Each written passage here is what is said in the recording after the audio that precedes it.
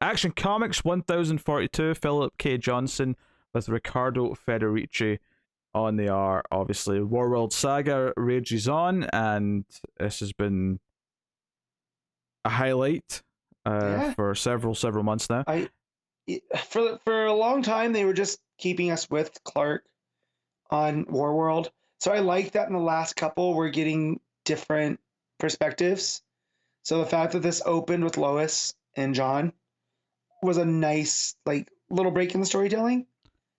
Yeah, because the last issue was the Midnighter issue, right? Which Yeah. ended. I mean, it still progressed the story because it ended with Mhm. Superman being okay. It's time to fight back, and we Right. see the result of that somewhat in this Yep. issue. But yeah, we start the issue with the Felosian girl on Earth in the tank, who's Yep. having seizures, and Lois and John are trying to figure it out. I did like the small moment here where Lois says Clark when because John like sort of sweeps in behind her, and she just instinctively says Clark, and it's her son, which makes sense. That Right. her son would It's like, remind her of her husband. not quite, Mom. Like, Yeah.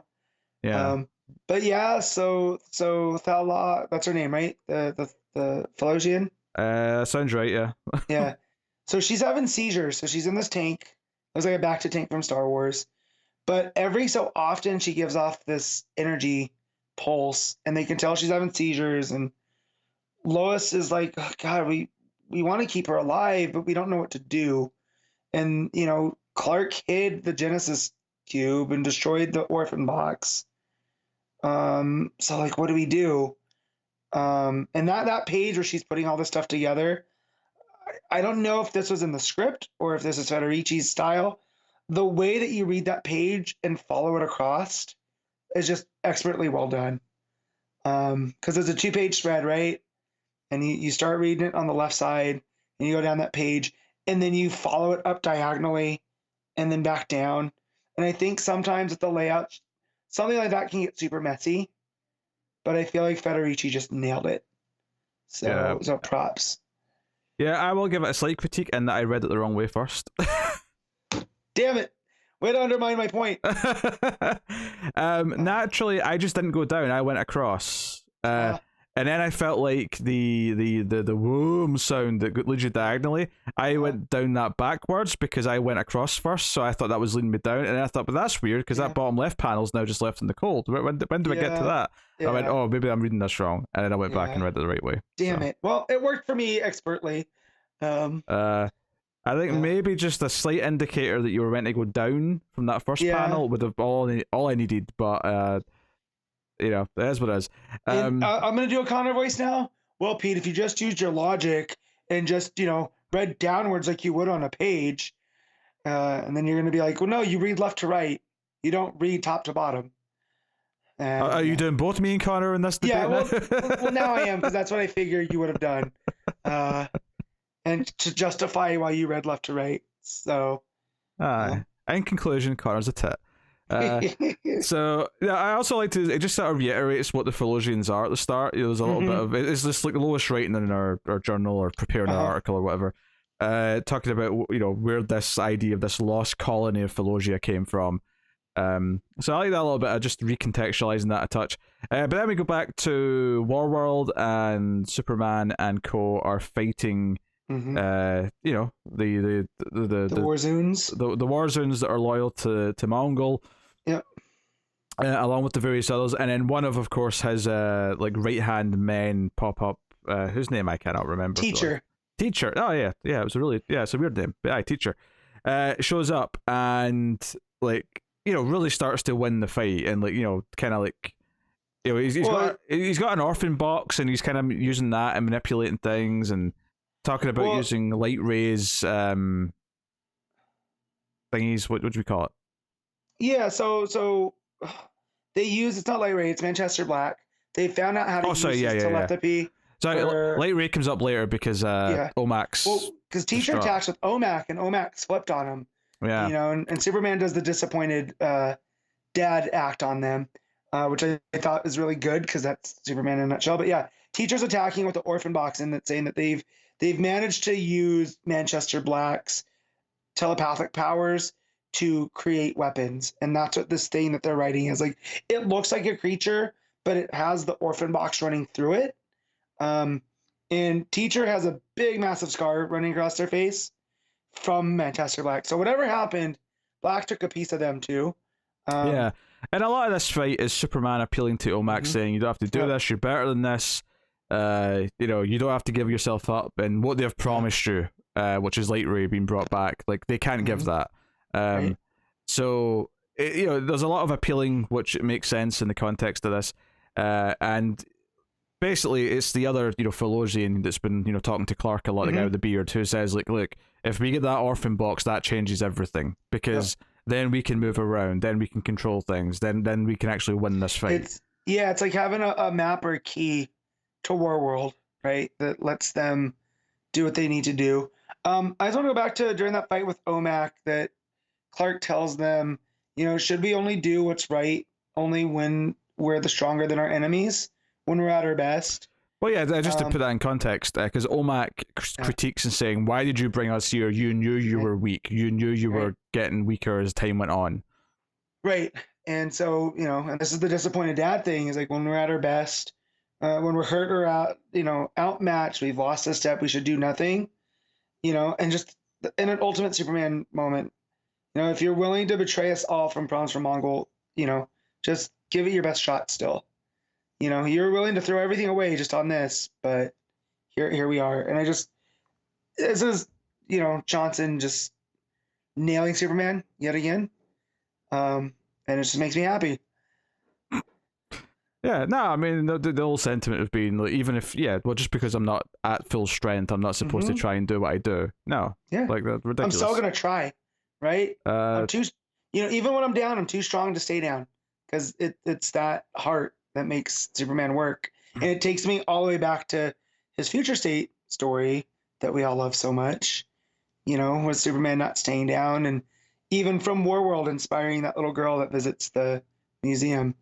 Yeah, and Superman wins this fight. You know, he ends up breaking the frame, like his exo frame, and he says, "Look, you're going to see her again, Omac, but like you'll do it without having to sell your soul."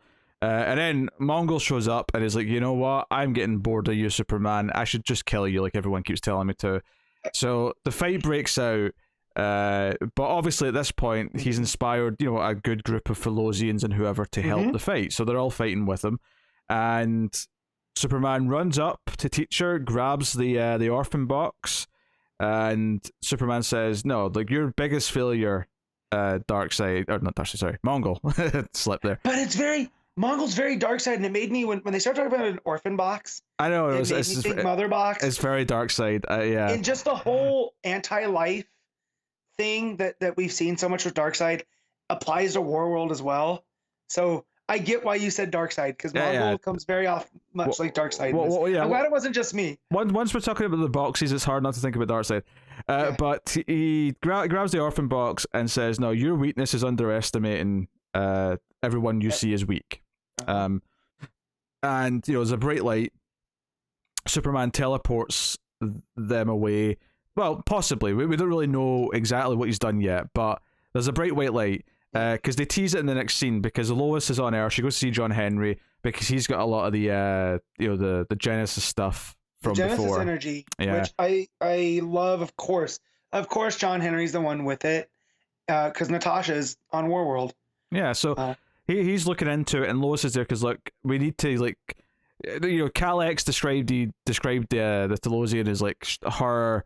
It's like withdrawal symptoms, and she might need a little bit of it to just sort of help her along here, to like help her sort of get used to it. But when they're talking and they're preparing these ideas, this bright light hits, and you can hear, you know, Clark's "That's Why We'll Win" sort of comes through the white light, and Lois recognizes his voice. And John Henry just says, you know, whatever's going on there, like something big's going down. So it does sort of give you this big cliffhanger of like what exactly was the next part of that fight, you know, kind of thing. So, well, and on top of that too is that he's realized that the Genesis, whatever it is, it's almost like a sentient energy, you know. So whatever Mongol has done, there's something else about this energy, and why he could use it to supercharge the Philosians, why it's gonna, I feel, heal Clark, right? And that's the key to him being able to fight at full strength. Yeah, very probably. You know? Yeah, he talks about how whenever he would do some testing on some of it, all of it would react, even the parts of it that were disconnected. So he said it's like it's observing him as much as he's observing it. So, so no, it's interesting stuff.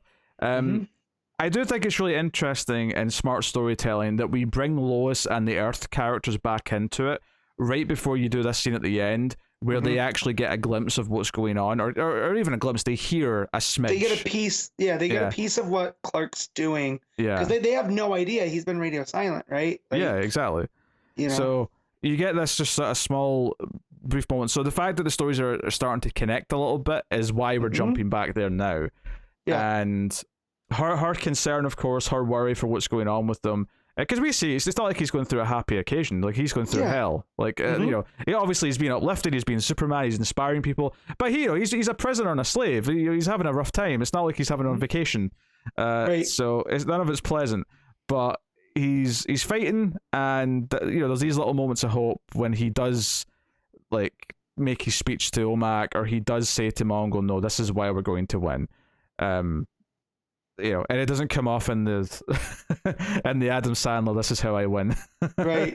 You know, it actually feels quite genuine and like uplifting. Yeah. So it's not ominous, it's inspiring. Yes. Yeah. Yes. So it's very good. And this is part 7 of the Warworld saga, the main part of it, which is I mean, I don't know how many it's planned for, but you have to assume it's probably about 12. Enough, yeah, because I'm also trying to think about like the Warworld special that we got, right? Was there, or was that an annual? Oh, sure, but I just mean like this is labeled as part 7. I'm just assuming it's 12 parts of regular issues. Okay, yeah, that would make sense. But I'm just trying to think overall, because it doesn't feel like it's been 7 issues. Oh no, because I mean, like, but even before this started, there was a whole like arc leading into it, and that's right. Everything, that's right. Like, it's not just been this arc, but I just mean the main part of it. This is part 7. No, I know, but I'm talking about like everything that's happened at Warworld feels like more than 7 issues. So that's why I'm just like, I can't believe this is part 7. I was trying to rectify that in my own head. Like, was there a special? Was there an annual that I'm forgetting? Maybe there was an. I don't think there's been a special since we started the main arc. I don't think so, but that makes sense. If anything, that just shows you how strong it's been and how dense it is in ideas. Even though I wouldn't say the issues feel overly dense to read, they still feel like they read like a normal issue. But the fact that you feel like it's been way more than 7 is potentially a very good sign. Yeah, for sure. So. That's good. And obviously Federici's art is so wonderful. Good. Yeah, the fights look great. We get something different by the Earth stuff, because Federici hadn't really done any Earth stuff in this book yet, because he came on the book once they were already at Warworld. Yeah. So this was kind of different to see him do Lois and John Henry and co on Earth. It's good to see his John too, because the way that he draws John, it's kind of like Clark, but not quite. So that worked out real well. So yeah. So and the coloring thing still really kept the fit. I particularly liked when Lois is meeting John Henry. There's sort of that white blue glow, like the coloring is very washed out, and it's it's like there's this energy coming off of this Genesis material that's just lighting everything in the scene, and it just feels completely different. It's very it's very white versus these more sandy colors of Warworld, which is all yellows and reds and that kind of stuff. So well, and even right before that, because they make like it's almost sepia toned too. Like when they go to that hangar that's miles outside of Metropolis, it almost feels like Wizard of Oz before she goes to Oz. And then when that blue light hits, it just saturates everything. There's none of that dourness with the blue light. So that was handled really well. Yeah, so obviously it's a great looking book, and it still feels like part of a uplifting Superman saga, and looking forward to the next issue. So what are you giving Action Comics 1042? I'm giving this one a 9. Yeah, I would go 8.5, but it's a very good issue.